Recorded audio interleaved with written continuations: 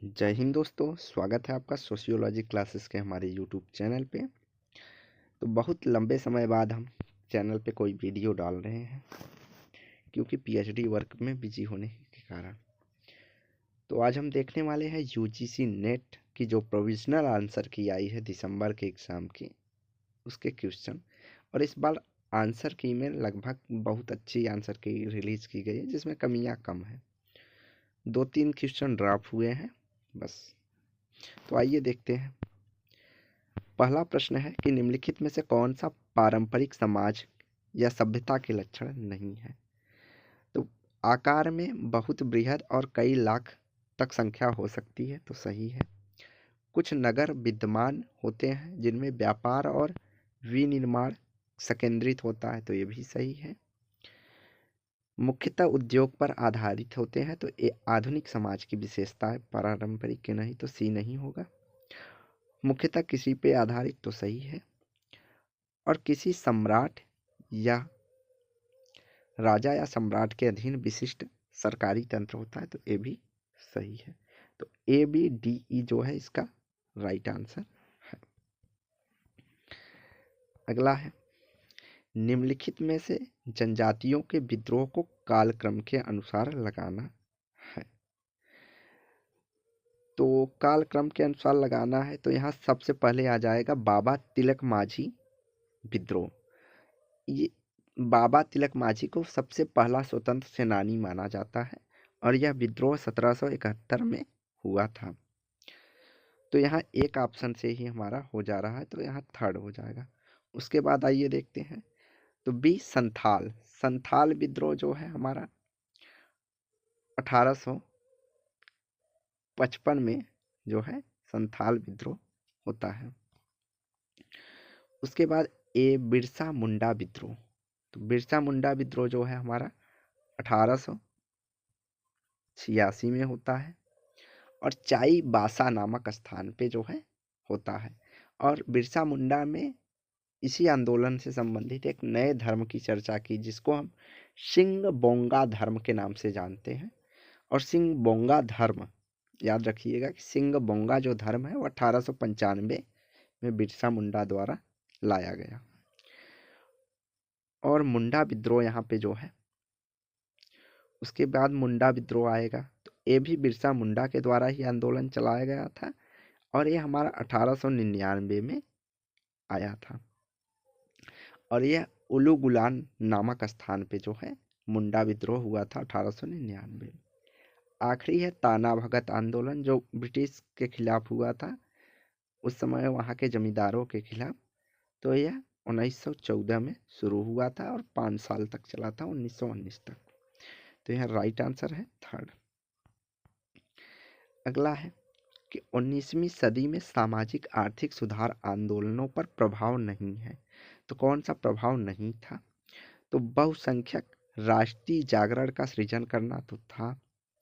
हिंदुत्व एवं सहनशील और विवेकशील धर्म के रूप में पुनर्स्थापना थी।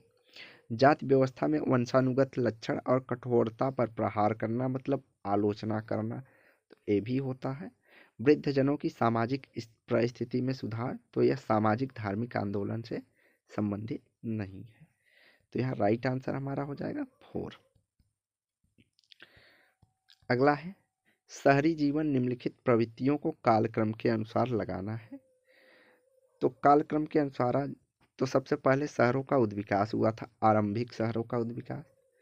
फिर शहरों का जो है उदय हुआ दूसरे नंबर पे। फिर महानगरों में विस्फोट की वृद्धि हुई, मतलब जनसंख्या वृद्धि हुई ज़्यादातर। उसके बाद वैश्विक शहरों के हाल में उदय हुआ, जो अभी वर्तमान में वैश्विक शहरों का उदय हुआ, जैसे मुंबई हो गए, दिल्ली, जहाँ विश्व के सभी लोग आते जाते रहते हैं।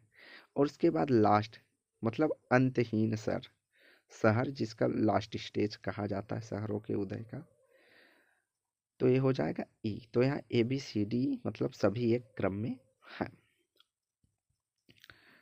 अगला है, निम्नलिखित में से कौन सा न्यूर समाज के प्रसिद्ध अध्ययन के लिए जाने जाते हैं? तो इवांस पिचार्ड जाने जाते हैं न्यूर जनजाति के अध्ययन के लिए।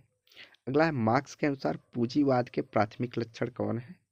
तो मार्क्स ने कहा पूंजीवाद जो है वो सबसे ज़्यादा क्या लाभ देखता है, क्या देखता है, लाभ का अनुसरण करता है। तो यहाँ हो जाएगा थर्ड। अगला है निम्नलिखित में से कौन सी अर्जित परिस्थिति में वर्गीकृत किया जाता है। तो अर्जित परिस्थिति में हमारा वैवाहिक परिस्थिति शामिल होगा, लिंग, आयु, जाति, ये सभी प्रदत्त परिस्थिति है। अगला है निम्नलिखित में से किसके द्वारा सामाजिक जीव विज्ञान सोशल बायोलॉजी शब्द का प्रयोग किया था। तो E.O. ओल्सन ने सोशल बायोलॉजी शब्द का प्रयोग किया है। अगला है मार्क्सवादी परिप्रेक्ष्य ने शिक्षा का मुख्य कार्य क्या है।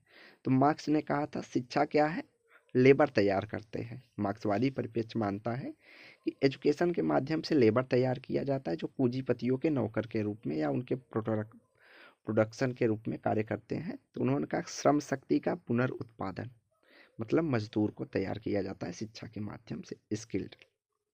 तो यहाँ ए सही हो जाएगा। अगला है मीडिया के इतिहास के कालक्रम के अनुसार लगाइए। तो सबसे पहले यहाँ आ जाएगा द टाइम्स का प्रकाशन हुआ था 1838 में, तो बी पहले आएगा, तो यहाँ पहला। उसके बाद ए आ जाएगा स्थानीय सिनेमा 1896 में। कब? 1896 में, 96 में। उसके बाद आएगा हमारा USA रेडियो स्टेशन, तो USA रेडियो स्टेशन 1920 में। उसके बाद आ जाएगा हमारा यूनाइटेड किंगडम, मतलब BBC की जो ब्रॉडकास्टिंग आई है वो 1922 में। उसके बाद लास्ट में मोबाइल का तेजी से विस्तार माना जाता है 1973 में। तो ए हमारा हो गया।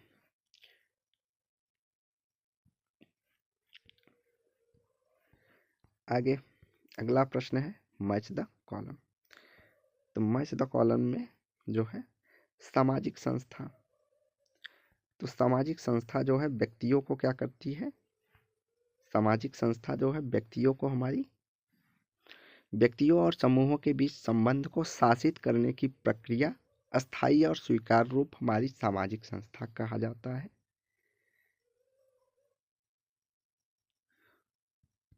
उसके बाद व्यक्तियों का भीड़ जो होता है तो अनियंत्रित भीड़ हमारा हो जाएगा। उसके बाद आ जाएगा सामाजिक समूह। तो सामाजिक समूह क्या होता है, तो सामाजिक समूह का मतलब है कि व्यक्तियों का एकत्रण जो एक मान्य संरचना के अंतर्गत एक दूसरे में अंतर्निहित होते हैं। और लास्ट का ऑप्शन है समिति।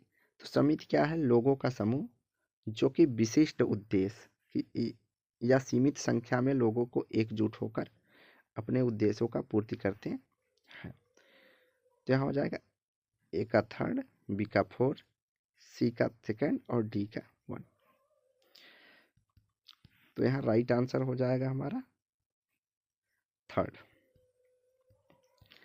अगला है गैर परंपरागत राजनैतिक क्रियाओं में निम्नलिखित में से कौन सी विशेषता है। गैर परंपरागत मतलब जो परंपरा से हटकर है। तो परंपरा से हटकर है हमारा पहला, तो ये हो जाएगा कि जन आंदोलन देखने को मिलता है। उसके बाद हिंसा, आजकल भाई राजनीति में हिंसा भी होने लगी है। सामूहिक प्रयास हो जाएगा और साझा लक्ष्य होते हैं। और गैर परंपरागत पूछा है तो परंपरागत लक्ष्य तो होगा नहीं, तो डी। तो ABCD हो जाएगा इसका आंसर। अगला है निम्नलिखित किन विद्वानों ने नारीवादी पद्धति के बारे में टिप्पणी की है। तो नारीवादी पद्धति के बारे में टिप्पणी करते हैं सैंड्रा हार्डिंग, कैरोल गिलिगन और हैंडी आई हार्टमैन। तो BCD इसका आंसर सही होगा। Sandra Harding, Carol Gilligan, Heidi I Hartmann. अगला है सूची 1 को सूची 2 के साथ सुमेलित करना है। तो उदारवादी नारीवाद से है जॉन स्टुअर्ट मिल, समाजवादी और मार्क्सवादी नारीवादी फ्रेडरिक एंजल्स, उग्रवादी नारीवाद सुलामित फायरस्टोन से और अश्वेत नारीवाद बेल हुक से संबंधित है। तो हो जाएगा 4, 1, 2, 3। तो 4, 1, 2, 3 हमारा थर्ड ऑप्शन हो जाएगा। अगला है, मैक्स वेबर ने निम्नलिखित में से किसके माध्यम से वस्तुनिष्ठता को देखा है? तो तार्किकीकरण के माध्यम से। अगला है, निम्नलिखित में से किसने समाजशास्त्री रंगमंच के रूपक के रूप में प्रयोग किया जाता है? तो इरविन गॉफमैन ने रंगमंच की बात की है। अगला है, भारतीय जाति संबंधी अध्ययनों को कालक्रम के अनुसार कीजिए। तो इस क्वेश्चन को ड्रॉप कर दिया गया, कोई भी आंसर इसका मैच नहीं कर रहा है, इस कारण फिर भी हम आपको बता दे रहे हैं कौन सी पुस्तक कब आई है। तो caste in India, caste in contemporary India जो है ये 2015 में आई है। कास्ट क्लास इन इंडिया, तो कास्ट क्लास इन इंडिया जो पुस्तक आई है ये 1957 में GS घुरिये की पुस्तक है और ये सुरिंदर या जोधका की पुस्तक है।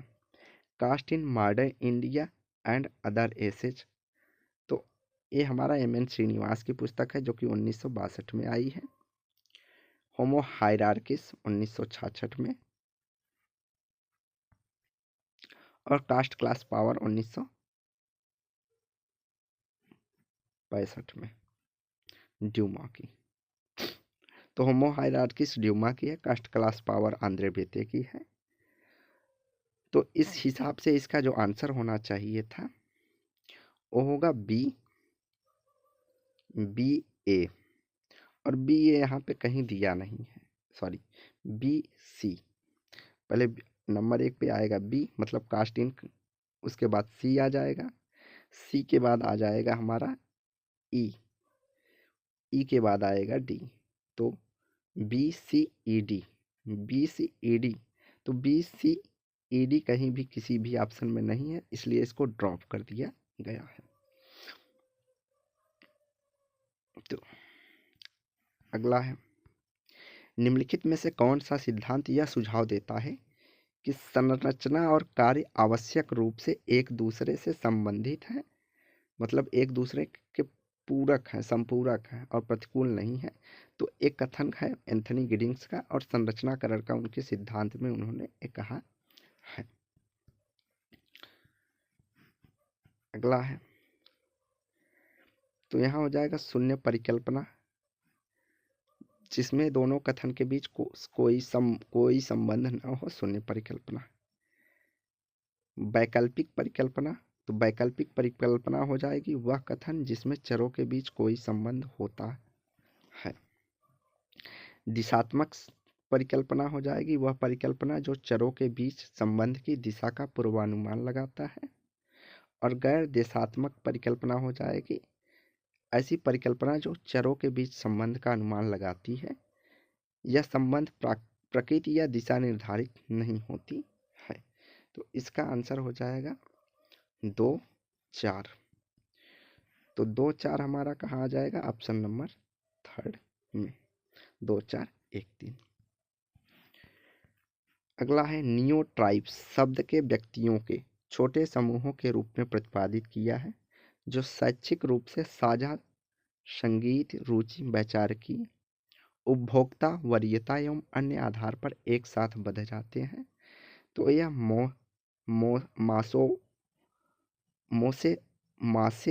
माफे सोली है। ये भी पिछले बार भी एक मासे सोली से क्वेश्चन एक आया था। तो यहाँ माफे सोली जो है राइट आंसर है इसका। अगला है, सूची 1 को सूची 2 के साथ सुमेलित करना है। तो 51 अनुच्छेद 51 जी जो संबंधित है उसमें प्राकृतिक पर्यावरण और रक्षा सुधार की बात कही गई है। अनुच्छेद 48A के साथ पठित अनुच्छेद 21, तो पठित अनुच्छेद 21 में जो बात कही गई है वो बात कही गई है प्रदूषण मुक्त जल की। किसकी? प्रदूषण नहीं, 1 मिनट, सॉरी, इसका हो जाएगा निस्तारण, कूड़े संग्रहण और का निस्तारण के लिए दिल्ली में जो है अनुच्छेद ए। सुभाष कुमार बनाम सुभाष कुमार बनाम बिहार जो हमारा प्रदूषण से संबंधित हो जाएगा। और एससी मेहता का जो भारत सरकार बनाम है तो यह सीएनजी से संबंधित है। तो सुभाष कुमार बनाम, तो इसका जो हो है राइट आंसर हो जाएगा 51 जी का थर्ड, बी का 1, सी का सेकंड और डी का 4। तो राइट आंसर यहाँ पे 4 दिया। अगला है रोगों की प्रवृत्ति और उनके होने की आवृत्ति, मतलब कौन कितना तेजी से बढ़ता है। तो सबसे तेजी से महामारी बढ़ता है, उसके बाद क्षय रोग टीपी रोग बढ़ता है, उसके बाद हृदय रोग आ जाता है, फिर आ जाता है कैंसर और लास्ट वाले में हमारा अल्जाइमर है। अल्जाइमर जब व्यक्ति वृद्ध होते हैं तो उनकी जो भूलने की बीमारी होती है उसको अल्जाइमर कहते हैं। तो ये सबसे कम प्रभावी होता है। तो इसका राइट आंसर हो जाएगा 4। अगला है शोध में जनगणना पद्धति। तो जनगणना जहाँ आई है तो वहाँ 100% मतलब सभी लोगों का चुनाव किया जाता है। अगला है मैक्स वेबर के अनुसार आदर्श प्रकारों के लक्षण निम्न में से हो सकता है। तो आदर्श प्रकार हो सकते हैं, आदर्श प्रकार हो सकते हैं अनुभव आश्रित उपकरण, अनुभविक शोध में सहायक उपकरण के रूप में, सामाजिक विश्व के किसी विशेष पहलू को समझने में सहायक हो सकते हैं और विश्लेषण किया जा सकता है। सनक या कल्पना के उत्पाद नहीं होते हैं।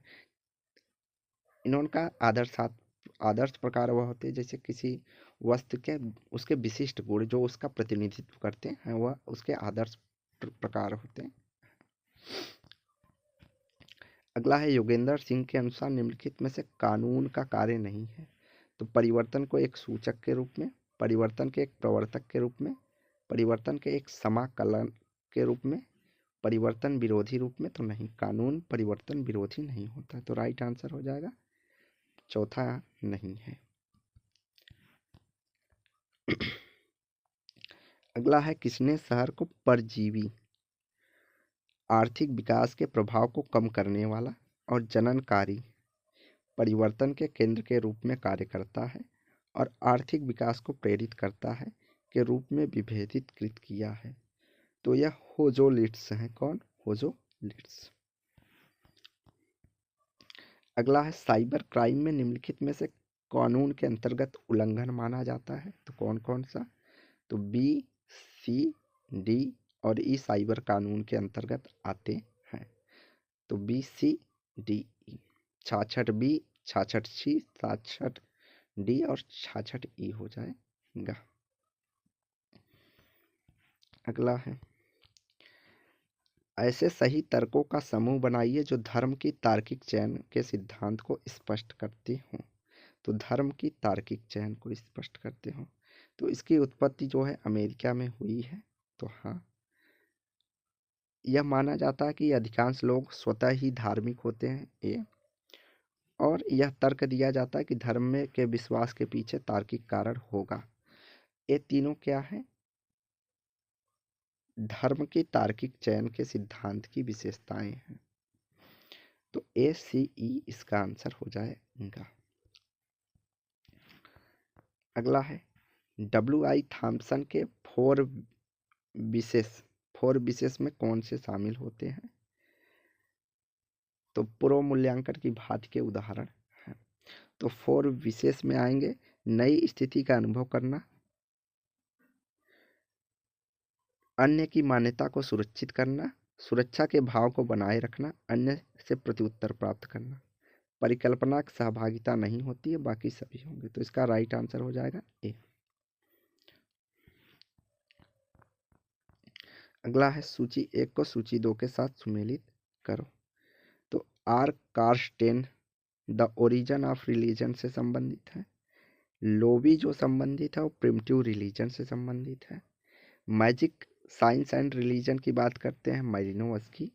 और दी थ्रेश होल्ड ऑफ रिलीजन की बात करते हैं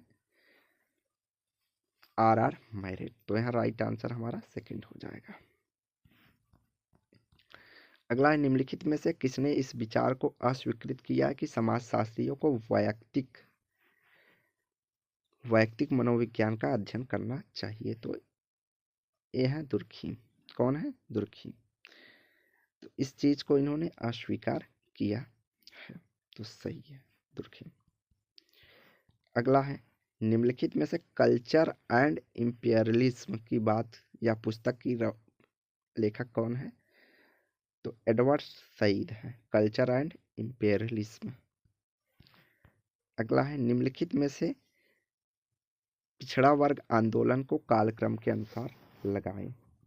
तो पिछड़ा वर्ग आंदोलन का कालक्रम क्या हो जाएगा? तो इसका कालक्रम रहेगा, सबसे पहले आएंगे सत्यशोधक समाज।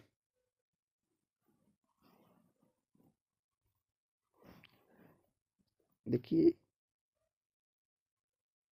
तो सबसे पहले आएगा सत्यशोधक समाज 1873 में, ज्योतिबा फूले।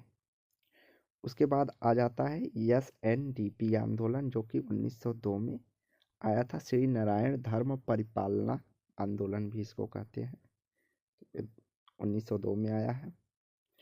उसके बाद आ जाएगा द्रविड़ आंदोलन। तो द्रविड़ आंदोलन कब हुआ था? तो द्रविड़ आंदोलन हुआ था 1916 में, रामास्वामी नायकर के नेतृत्व में हुआ था। उसके बाद आ जाता है हमारा स्वाभिमान आंदोलन। कौन सा? स्वाभिमान आंदोलन। तो स्वाभिमान आंदोलन भी रामास्वामी नायकर के ही नेतृत्व में हुआ था 1920 में। और महार आंदोलन जो है भीमराव अंबेडकर के नेतृत्व में हुआ था कब? 1927 में। तो इसका राइट आंसर हो जाएगा थर्ड।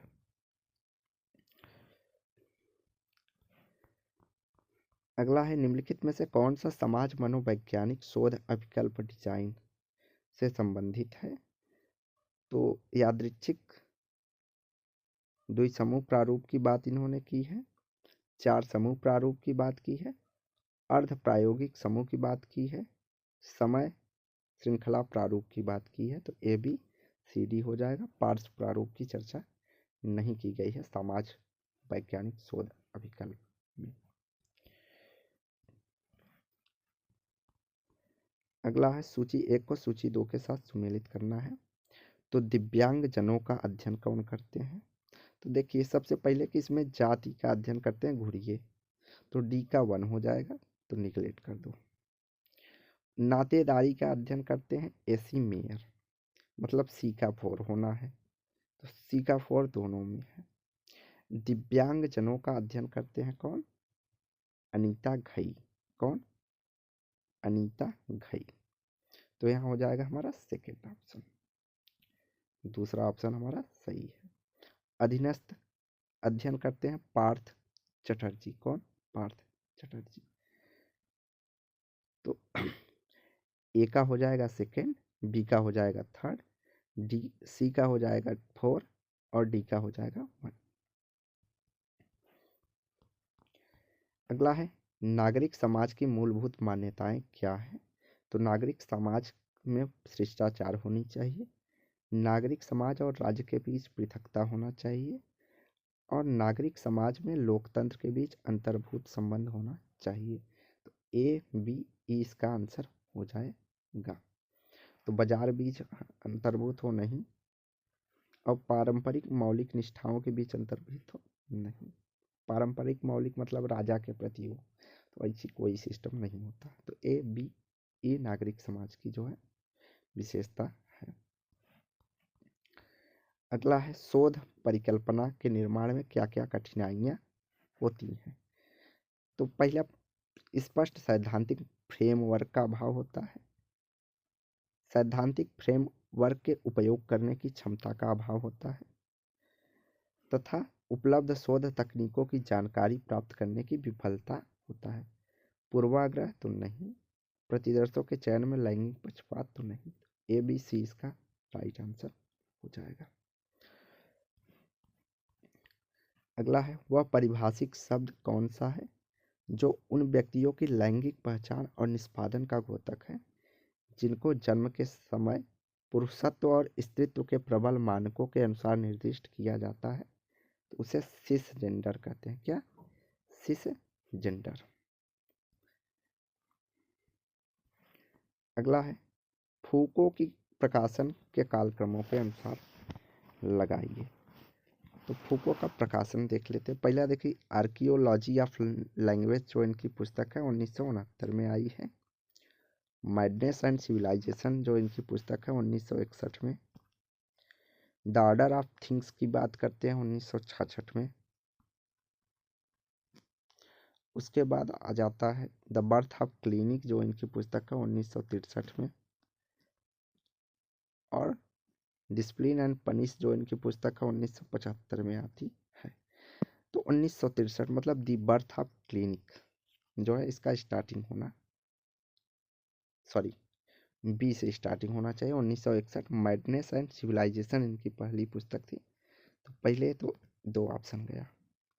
उसके बाद आ जाएगा डी, तो बी डी सी ए ई, मतलब पहले आएगा हमारा मैडनेस एंड सिविलाइजेशन, दूसरे नंबर पे आएगा बर्थ ऑफ क्लिनिक, तीसरे नंबर पे आएगा द ऑर्डर ऑफ थिंग्स, चौथे नंबर पे इनकी पुस्तक थी जो आर्कियोलॉजी ऑफ नॉलेज, और सबसे लास्ट में इन्होंने डिसिप्लिन एंड पनिश की बात कही है।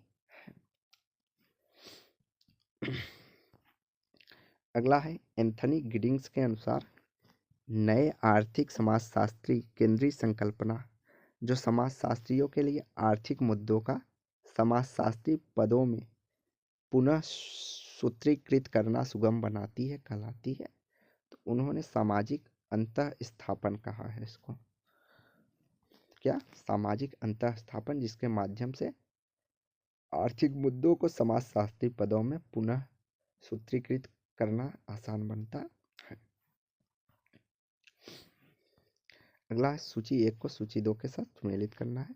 तो संरचनावादी थे लेवी स्ट्रॉस, नारीवादी जो है यहाँ पे है जूलियस मिशेल, प्रकार्यवादी हैं हमारे इमाइल दुर्खीम, और अंतःक्रियावाद प्रतीकात्मक अंतःक्रियावादी है काफमैन। तो यहाँ राइट आंसर हो जाएगा 4। अगला है, संप्रेषणात्मक शक्ति के साथ साथ भौतिक वर्ग संघर्षों का उपयोग पूंजीवाद को हटाने के केंद्रीय बिंदु रहा है। ये किसने कहा है? तो एंटोनियो ग्राम्सी ने कम्युनिकेटिव पावर की बात की है। कम्युनिकेटिव पावर की बात कौन करते हैं? Antonio Gramsci. अगला, अंतःक्रिया के क्षेत्र में निम्नलिखित में से कौन सा गॉफमैन के अंतःक्रिया से संबंधित नहीं है? तो कर्ता गोपनीय प्रसन्नता को छिपाना चाह सकता है, तो सही है। पात्र या कर्ता उन त्रुटियों को छिपाना चाह सकता है जो प्रदर्शन की तैयारी करते समय त्रुटियों की सदी करने के लिए उपायों को छिपाना चाह सकता है, तो सही। पात्र केवल अंतिम निर्माण को दर्शाना ये आवश्यक समझेगा और उसके निर्माण की प्रक्रिया को छिपाना चाहेगा कि भाई हम कैसे नाटक की तैयारी करते हैं वो चीज़ नहीं बताते, लेकिन हम अंतिम अपने सक्सेस को केवल दिखाते हैं। हाँ, तो ये भी सही है। गॉफमैन के ने समूह के अंदर उच्च सत्यनिष्ठा की पल्लवित करने के लिए विभिन्न नाटकीय विश्लेषण संबंधी सत्यनिष्ठा के विभिन्न रूपों को सुझाया है। तो एक गलत है हमारा, तो चौथा जो है ऑप्शन गलत है। अगला है, डॉक्टर अंबेडकर। तो डॉक्टर अंबेडकर के द्वारा दिए गए सैद्धांतिक और दार्शनिक अंतर्दृष्टि में शामिल है। तो उन्होंने व्यक्ति के स्थान पर हिंदू सामाजिक व्यवस्था की बात कही है? नहीं। तो उन्होंने कहा वो हिंदू सामाजिक व्यवस्था अर्थात जाति व्यवस्था के घोर विरोधी थे। जात की विनाश की बात करते हैं तो हाँ। अंतरजाति प्रथा को प्रोत्साहित करते हैं तो हाँ। एक ही जात के पुजारी होने की प्रथा को स्वीकार करते हैं तो नहीं। हिंदुओं के पवित्र ग्रंथों की वैधता को स्वीकार करना नहीं। तो यहाँ देखिए ए बी सी इसका आंसर होना चाहिए था और वही होगा ए बी सी। तो यहाँ ऑप्शन जो है बड़ा उल्टा पुल्टा दिया है, तो इस कारण थोड़ा कन्फ्यूजन हो जाता है।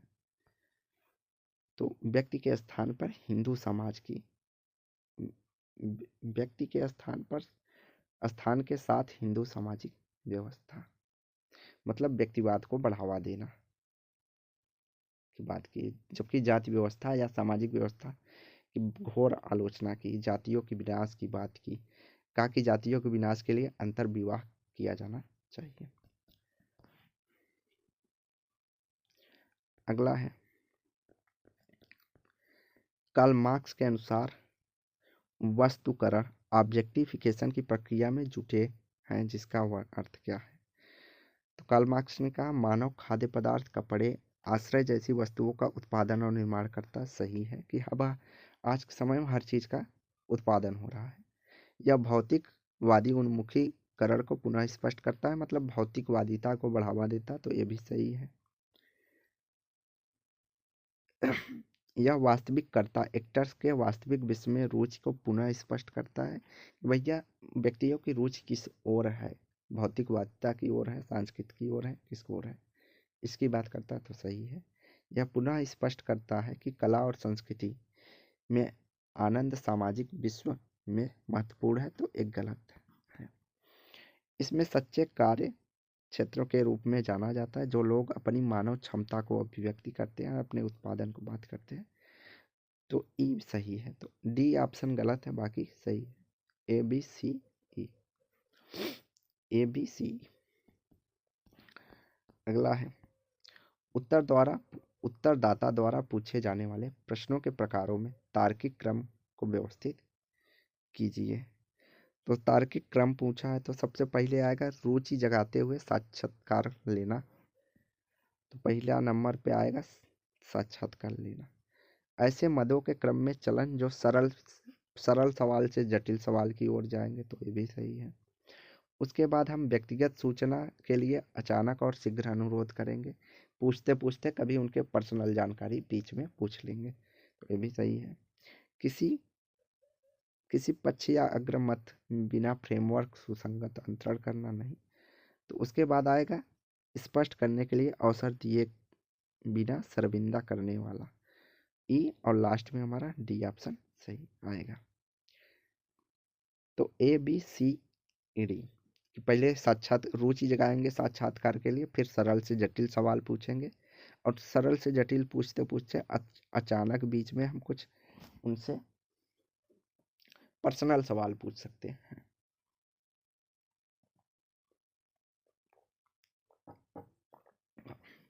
उसके बाद अवसर दिए बिना शर्मिंदा करना, स्पष्ट करने के लिए कहना, ये कहेंगे, और लास्ट में किसी पक्ष या अग्रगमत बिना फ्रेमवर्क सुसंगत दृढ़ करना होता। तो इसका राइट आंसर है थर्ड। अगला है, सूची 1 को सूची 2 के साथ सुमेलित करना है। तो कार्ल मार्क्स की पुस्तक कौन सी हो जाएगी? Economy and the economy and political manuscript. Max Weber की पुस्तक है the Protestant ethics and spirit of capitalism. Emile Durkheim की पुस्तक है the elementary forms of religious life. Comte हैं the course de philosophy positive, या पॉजिटिव फिलॉसफी, कुछ भी कह सकते हो। तो यहाँ जो इसका राइट आंसर है 2 हो जाएगा।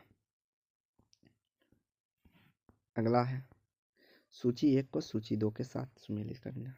तो यहाँ सबसे इजी है वैवाहिक, तो वैवाहिक हो जाएगा विवाह, जो विवाह के द्वारा व्यक्ति से संबंधित है। सजाती तो ऐसे व्यक्ति होते हैं जो रक्त संबंधी होते हैं, रक्त के साथ संबंध रखते हैं। वंशानुगत,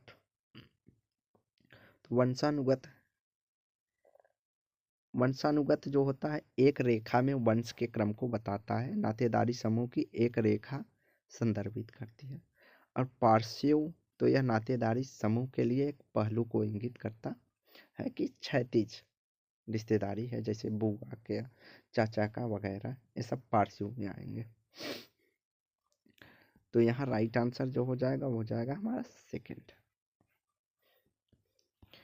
अगला है, निम्नलिखित में से किसने तर्क दिया कि जेंडर कुछ एक ऐसा है जो कि किया या निष्पादित किया जाता है, इसके बाद यह कुछ ऐसा भी है जिसे हम अनिष्पादित नहीं किया जा सकता, जब इसका एक समूह के द्वारा अन्य समूह पर शक्ति के प्रयोग करने के लिए उपयोग किया जाता है। तो यहाँ जो राइट आंसर हो जाएगा जुडीथ बटलर है, जिन्होंने कहा कि जेंडर कुछ ऐसा है जो किया या निष्पादित किया जाता है, जो बाद में यह कुछ ऐसा भी है जिसे अनिष्पादित नहीं किया जा सकता, इसका एक समूह के द्वारा दूसरे समूह पे शक्ति प्रयोग करने के लिए उपयोग किया जाता है। अगला है, एक एकल समुदाय के रूप में मानव विश्व का विश्लेषण करने की दिशा में राष्ट्र राज्य आधारित चिंतन के परे परिवर्तन को किस नाम से जाना जाता है? तो उसे कॉस्मोपॉलिटेनिज्म या सर्वदेशीयता या वैश्वीकरण से संबंधित यह शब्द है सर्वदेशीयता या बस। तो यहाँ ए आंसर होगा। तो आज की वीडियो जो है हम यहीं समाप्त करते हैं, इसका शेष भाग हम कल अपलोड करेंगे। धन्यवाद।